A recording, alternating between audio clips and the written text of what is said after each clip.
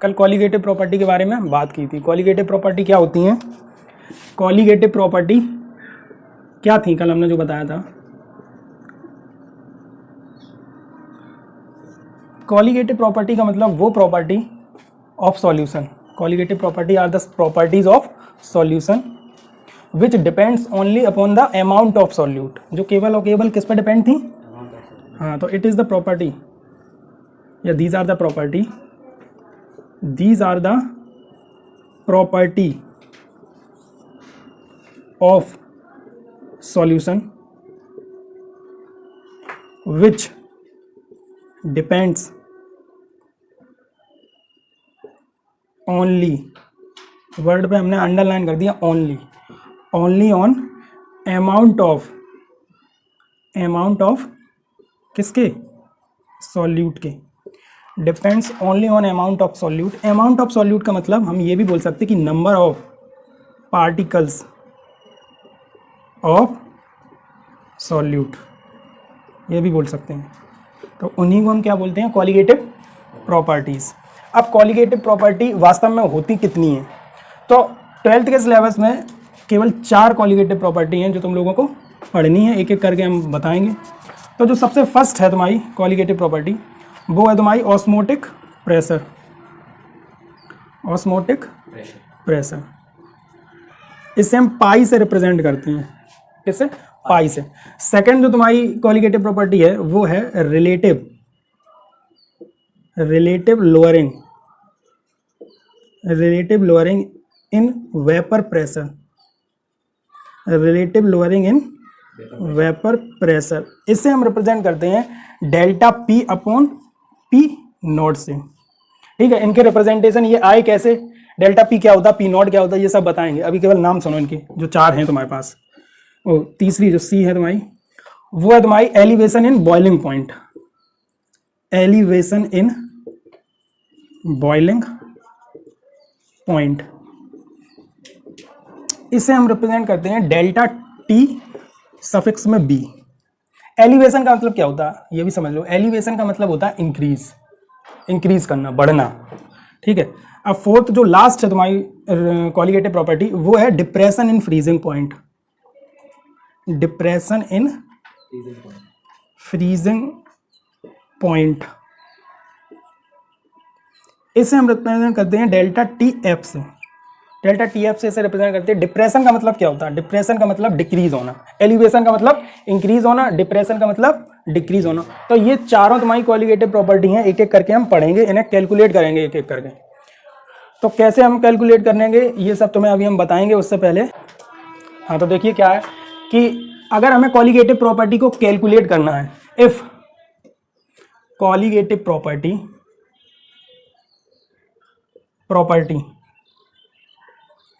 is to be calculated, अगर हमें colligative property को कैलकुलेट करना है तो उससे पहले हमें एक चीज और है, उससे कैलकुलेट करना होगा। उसके बिना कॉलिगेटिव प्रॉपर्टी कैलकुलेट नहीं हो पाएगी। तो वो कौन सी चीज है? वो चीज है van't Hoff factor. Van't Hoff factor is to be calculated. Van't Hoff factor is to be calculated. तो अगर हमें कॉलिगेटिव प्रॉपर्टी को कैलकुलेट करना है तो उससे पहले हमें एक फैक्टर कैलकुलेट करना पड़ेगा, और वो जो फैक्टर है वो है तुम्हारा want Hoff factor. Van't Hoff factor एक न्यूमेरिकल फैक्टर है, इसे हम आई से रिप्रेजेंट करते हैं। किससे करते हैं? हाँ, want Hoff factor. Van't Hoff factor को अगर हम बात करें तो वांट ऑफ फैक्टर से हम आई से रिप्रेजेंट करते हैं। और वांट ऑफ फैक्टर, इसका फॉर्मूला क्या है वांट ऑफ फैक्टर का? तो आई इज इक्वल टू, समझना क्या होता है, i is equal to observed colligative property upon theoretical colligative property. तो देख रहे, अगर हमें कॉलिगेटिव प्रॉपर्टी को कैलकुलेट करना है तो उससे पहले हमें वांट ऑफ फैक्टर को कैलकुलेट करना पड़ेगा। वांट ऑफ फैक्टर एक न्यूमेरिकल फैक्टर है जो कि कॉलिगेटिव प्रॉपर्टी को कैलकुलेट करने के लिए हमें हेल्प करता है। हाँ, तो इसका फॉर्मूला क्या है वांट ऑफ फैक्टर निकालने का? वो है सिंपल सा, i is equal to observed colligative property upon theoretical colligative property. इतना नोट करो, फिर इसके आगे बताएं। हाँ, तो ये चीज क्या है तुम्हारी, वांट ऑफ फैक्टर का सीधा सा फॉर्मूला आ गया, observed colligative property upon theoretical colligative property. इसका मतलब ये है कि अगर हम इस तरह से ऑस्मोटिक प्रेशर जो हमारी फर्स्ट कॉलिगेटिव प्रॉपर्टी है, अगर इसके रिस्पेक्ट में हम आई की वैल्यू निकालना चाहें तो देखो कैसे लिखेंगे, आई इज इक्वल टू पाई मतलब ऑस्मोटिक प्रेशर, पाई ऊपर क्या आता है ऑब्जर्व्ड, ठीक है, पाई ऑब्जर्व्ड अपॉन पाई थ्योरेटिकल। तो ये तुम्हारा कॉलिगेटिव वांट ऑफ फैक्टर निकालने का इस तरह से फॉर्मूला बनेगा सम में। अब एक चीज तुम्हें यहां दिख रही होगी कि अगर तुम्हारा पाई ऑब्जर्व्ड इक्वल है पाई थ्योरेटिकल के, तो तुम्हारी आई की वैल्यू क्या आएगी, 1 आएगी। और अगर pi observed not equal to pi theoretical है तो तुम्हारी आई की वैल्यू नॉट इक्वल टू 1 आएगी। इतनी बात क्लियर है। तो ये कुछ कंक्लूजन्स निकलेंगे बाद में, वो अभी समझ में आएंगे थोड़ी देर में। हम बस तुम्हें इतना बताना चाह रहे हैं कि अगर हमें आई कैलकुलेट करना हो कॉलिगेटिव प्रॉपर्टी के रिस्पेक्ट में, तो हम इस तरह से फॉर्मूला लगाएंगे, पाई ऑब्जर्व्ड अपॉन पाई थ्योरेटिकल। ये फॉर्मूला याद रखना, ऑब्जर्व्ड वैल्यू ऊपर होती है और थ्योरेटिकल वैल्यू नीचे रहती है। तो इसके बाद अब हम तुम्हें बता रहे हैं आगे आई के डिफरेंट केसेस जिनमें हमें आई कैलकुलेट करना है। तो तुम्हारे पास डिफरेंट केस है आई को कैलकुलेट करने के लिए, जैसे कि डिसोसिएशन अगर हो रहा है तुम्हारे सॉल्यूट का, सॉल्यूट पर ही आई की वैल्यू डिपेंड होती है, क्योंकि कॉलिगेटिव प्रॉपर्टी किस पे डिपेंड है, अमाउंट ऑफ सॉल्यूट पे। तो जो आई है वो कॉलिगेटिव प्रॉपर्टी पे डिपेंड है। तो इसका मतलब हम ये तो कह सकते हैं कि आई जो है तुम्हारा वो भी सॉल्यूट पर ही डिपेंड करेगा। तो डिफरेंट टाइप्स के सॉल्यूट हैं तुम्हारे पास। कुछ सॉल्यूट ऐसे होते हैं जो सॉल्वेंट में मिलाने के बाद डिसोसिएट हो जाते हैं, जैसे कि NaCl। NaCl क्या है, NaCl एक सॉल्यूट है, अगर तुमने इसे वाटर में मिलाया तो ये तुरंत डिसोसिएट होता है Na पॉजिटिव और Cl नेगेटिव में। तो ये एक इस टाइप का सॉल्यूट है जो डिसोसिएट होगा। अब कुछ सॉल्यूट तुम्हारे पास, ये डिसोसिएशन का केस है, कुछ सॉल्यूट तुम्हारे पास ऐसे होंगे कि वो एसोसिएट हो जाएंगे। एसोसिएट का मतलब आपस में जुड़ जाएंगे। जैसा कल ही हमने इसका एक एग्जाम्पल लिया था, क्या, CH3COOH, CH3COOH। अगर तुम इस सॉल्यूट को बेंजीन में मिलाओगे तो ये क्या हो जाएगा, डाइमराइज कर जाएगा तुरंत CH3COOH में तुरंत। तो कुछ इस टाइप के सॉल्यूट हैं तुम्हारे पास जो डिफरेंट नेचर रखते हैं अपना, कुछ डिसोसिएट होते हैं, कुछ एसोसिएट होते हैं।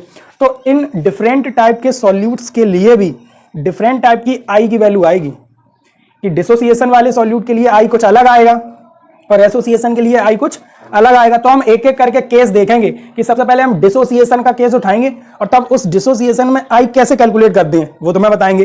फिर उसके बाद हम बताएंगे एसोसिएशन वाला केस, कि एसोसिएशन वाला अगर तुम्हारे पास सॉल्यूट हो तो उसमें तुम किस टाइप से क्या निकालोगे, आई। तो ये चीज ध्यान में रखो। तो सबसे पहले हम डिसोसिएशन उठा रहे हैं, ठीक है। कोई डाउट है इसमें? अगर डाउट हो तो पूछ सकते हो, हम रिकॉर्डिंग स्टॉप कर देंगे। देखो डिसोसिएशन, डिसोसिएशन का मतलब क्या होता है, टूटना, ठीक है। डिसोसिएशन का मतलब क्या होता है, टूटना, मतलब तुम्हारे सॉल्यूट का टूटना। जैसे तुमने कोई भी, अब इसे समझना कैसे क्या होगा। फर्स्ट केस है ये तुम्हारा, फर्स्ट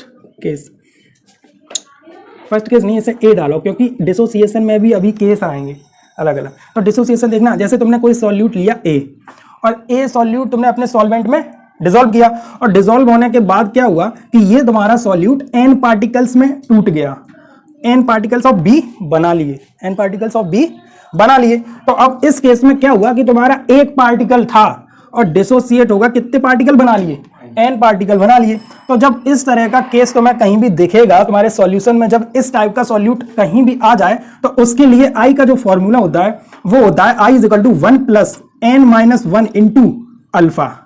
फॉर्मूला हमेशा याद रखना, जब भी तुम्हारे सॉल्यूशन में कुछ इस टाइप का सॉल्यूट आ जाए कि वो डिसोसिएट हो रहा हो, तो डिसोसिएट होने पर हमें आई की वैल्यू कैलकुलेट करनी हो तो उसके लिए आई का ये वाला फॉर्मूला लगेगा, i is equal to 1 + n-1 into alpha. अब यहां पे n क्या है, n है नंबर ऑफ पार्टिकल्स डिसोसिएशन के बाद वाले। तो नंबर ऑफ पार्टिकल्स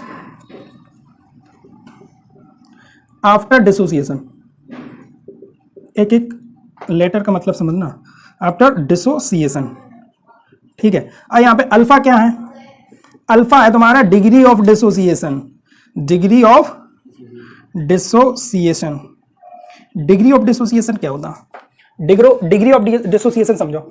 जैसे डिग्री ऑफ डिसोसिएशन समझने के एग्जांपल देखो, जैसे NaCl है तो तुमसे NaCl एक स्ट्रॉन्ग इलेक्ट्रोलाइट है, ये 100% डिसोसिएट हो जाता।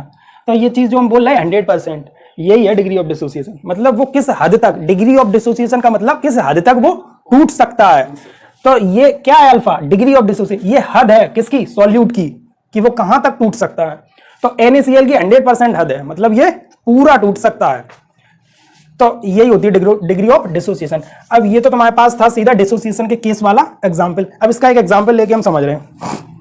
अच्छा, उससे पहले एक चीज और देखो, ये आई का जो फॉर्मूला आया डिसोसिएशन के केस का, ये बराबर होता है हमेशा m theoretical upon m observed. अब तुम कंफ्यूज हो गए, क्योंकि अभी आई का जब हमने क्वालिटेटिव प्रॉपर्टी के रिस्पेक्ट में फॉर्मूला लिखा था तो हमने थ्योरेटिकल नीचे लिखा था, ऑब्जर्व्ड ऊपर लिखा था। I is equal to qualitative property observed upon qualitative property theoretical. लेकिन m यहाँ क्या है, मोलर मास है। क्या है, मोलर मास, किसका, सॉल्यूट का, जो तुम यूज कर रहे हो। तो जब तुम मोलर मास को यूज करके आई निकालना चाहोगे, किसी भी सॉल्यूट के लिए आई निकालना चाहोगे अगर मोलर मास को यूज करके, तो तुम्हें दो मोलर मास पता होने चाहिए, थ्योरेटिकल और ऑब्जर्व्ड। और तुम थ्योरेटिकल को ऊपर रख के ऑब्जर्व्ड से डिवाइड कर देना तो तुम्हारा आई ऐसे भी निकल आएगा। लेकिन ये चीज तुम्हें क्वेश्चन में कभी नहीं दी जाएगी, तुम्हें कोई नहीं देगा कि थ्योरेटिकल क्या है तुम्हारा m और ऑब्जर्व्ड क्या है तुम्हारा m। तो तुम इस चीज को यूज करके कभी नहीं निकाल पाओगे। तुम्हें फाइनली इसी फॉर्मूले को यूज करके क्या निकालना पड़ेगा, i। ये चीज कब यूज की जाती, ये चीज प्रैक्टिकल में यूज की जाती, कि प्रैक्टिकल जब हम करते हैं किसी भी सॉल्यूट का तो वहां पे हमें थ्योरेटिकल भी पता चल जाता। थ्योरेटिकल मतलब जो हम एक्सपेक्ट कर रहे हैं कि ऐसा आना चाहिए, और ऑब्जर्व्ड जो हमारा प्रैक्टिकल करने के दौरान आया। एक तो हम एक्सपेक्ट कर रहे थे कि इसका मोलर मास 10 आना चाहिए, और हमने प्रैक्टिकल कर लिया तो मोलर मास आया 9। तो जो एक्सपेक्ट कर रहे थे वो होता है थ्योरेटिकल, और जो वाकई में रियली में आता है वो तुम्हारा कैसा होता है, ऑब्जर्व्ड। तो ये फॉर्मूला डिसोसिएशन के केस का तुम याद रखना हमेशा। अब इसके बाद हम आगे बढ़ रहे हैं, और आगे इसमें क्या है कि हाँ, इससे पहले एक चीज और देखो, स्ट्रॉन्ग इलेक्ट्रोलाइट क्या होते हैं। स्ट्रॉन्ग इलेक्ट्रोलाइट, स्ट्रॉन्ग इलेक्ट्रोलाइट वो सॉल्यूट होते हैं जो 100% डिसोसिएट हो जाते हैं।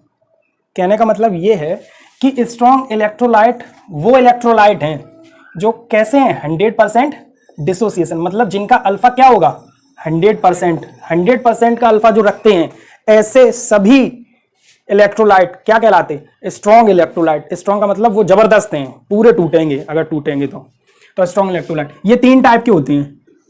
इस टॉपिक को समझने के लिए ये एक साइड टॉपिक है, तो मैं समझना पड़ेगा।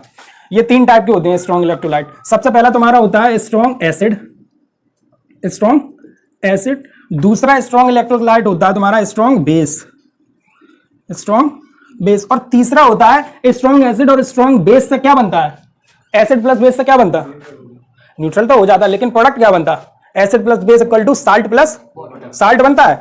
तो जब स्ट्रॉन्ग एसिड और स्ट्रॉन्ग बेस को मिलाओगे तो स्ट्रॉन्ग साल्ट बनेगा। क्या बनेगा, स्ट्रॉन्ग साल्ट। तो ये 3 चीजें जो होती हैं, strong acid, strong base, strong salt, ये तीनों स्ट्रॉन्ग इलेक्ट्रोलाइट होते हैं। स्ट्रॉन्ग इलेक्ट्रोलाइट का मतलब इनके अंडर में आने वाले acid, base and salt 100% dissociate होंगे। ठीक है, ये चीज समझे। अब इसका एग्जांपल देखो जैसा स्ट्रॉन्ग एसिड का अगर हम एग्जांपल देखें तो हम सबको पता है HCl एक स्ट्रॉन्ग एसिड है, H2SO4 एक स्ट्रॉन्ग एसिड है, HNO3 एक स्ट्रॉन्ग एसिड है। तो ये तीनों एसिड जब तुम डिसोसिएट करवाओगे तो ये पूरे टूटेंगे, मतलब HCl पूरा टूट जाएगा, H positive and Cl negative, और इसका अल्फा क्या आएगा, 100%। ठीक है। अब स्ट्रॉन्ग बेस की अगर हम देखें, स्ट्रॉन्ग बेस के अगर एग्जांपल देखें तो NaOH स्ट्रॉन्ग बेस है, समझ रहे हैं। KOH क्या है, स्ट्रॉन्ग, BaOH का होल ट्वाइस क्या है, स्ट्रॉन्ग बेस। तो ये सभी क्या है, अल्फा इनका कैसा है, 100%। अब तीसरा स्ट्रॉन्ग साल्ट का अगर हम एग्जांपल देखें तो इन्हें यूज करके स्ट्रॉन्ग साल्ट बनाओ। H और OH निकल गया, Na और Cl। तो ये जो साल्ट है स्ट्रॉन्ग साल्ट है, तभी तो Na पॉजिटिव Cl नेगेटिव में पूरा टूट जाता है। इसे यूज करके बनाओ तो K2SO4 बन गया, और इसे यूज करके बनाओ तो BaNO3 का होल ट्वाइस। समझ रहे। तो ये सारे कैसे हैं, स्ट्रॉन्ग साल्ट, इनका अल्फा क्या है, 100%। 100% का मतलब ये भी तो हुआ 1 का, 100% का मतलब क्या हुआ, 100% को नीचे लाओ 100, तो 100/100 1। तो ये भी कह सकते हैं कि जिनका अल्फा 1 है वो क्या होते हैं, स्ट्रॉन्ग इलेक्ट्रोलाइट। और वो 3 टाइप के होते हैं, strong acid, strong base and strong salt. अब एक चीज देखो अब ये जो हमने पढ़ा है, हमने यहां से क्या सीखा, हमने यहां से ये सीखा कि जो भी स्ट्रॉन्ग इलेक्ट्रोलाइट होते हैं उनका अल्फा क्या होता, 1 होता है। तो अब ये अल्फा यहां लगाएं अगर हम, तो यहां से हमें आई का फॉर्मूला था तुम्हारा 1 + n - 1 into alpha. Alpha strong electrolyte के लिए क्या है, हाँ 1 है। स्ट्रॉन्ग इलेक्ट्रोलाइट के लिए तुम्हारा अल्फा क्या है, अल्फा इक्वल टू 1। तो अल्फा जब यहाँ पुट करें तो I equal to 1 + n - 1 into 1, यानी कि I इक्वल टू n आ गया। आया कि नहीं आया, इस चीज को समझना। I इक्वल टू क्या आया, 1। इसका मतलब ये हुआ है कि अगर स्ट्रॉन्ग इलेक्ट्रोलाइट के लिए हम वॉन्ट ऑफ फैक्टर कैलकुलेट करें तो वॉन्ट ऑफ फैक्टर वही होगा जो उस सॉल्यूट के नंबर ऑफ आयंस होंगे। जैसा एग्जांपल हम ले रहे हैं, एग्जांपल हमने ये लिया NaCl। ये क्या है, ये एक सॉल्यूट है और ये वो सॉल्यूट है जो डिसोसिएट होता है। इतना तुम्हें पता होगा, नॉर्मल सी बात है। वो सॉल्यूट है जो डिसोसिएट होता है, एसोसिएट तो होता नहीं। NaCl कभी देखा है कि NaCl का होल ट्वाइस हो गया हो, इतना तो पता होगा, Na पॉजिटिव Cl नेगेटिव। तो ये जो है तुम्हारा सॉल्यूट, ये स्ट्रॉन्ग इलेक्ट्रोलाइट है जो कि डिसोसिएट होता है। तो इस केस में तुम्हारे अगर हम इसे डिसोसिएट करवाएंगे तो ये 2 आयंस में तुरंत टूटेगा, Na पॉजिटिव और Cl नेगेटिव। तो यहाँ पे n की वैल्यू क्या आई, 2। और एक चीज तुमने देखी है कि स्ट्रॉन्ग इलेक्ट्रोलाइट के लिए I वही होता है जो n होता है। तो ये स्ट्रॉन्ग इलेक्ट्रोलाइट है, यानी कि इसमें n है तुम्हारा 2। तो अगर कोई तुमसे NaCl का I पूछे तो I भी उसका वही है जो n है, तो इसका I क्या हो जाएगा, 2।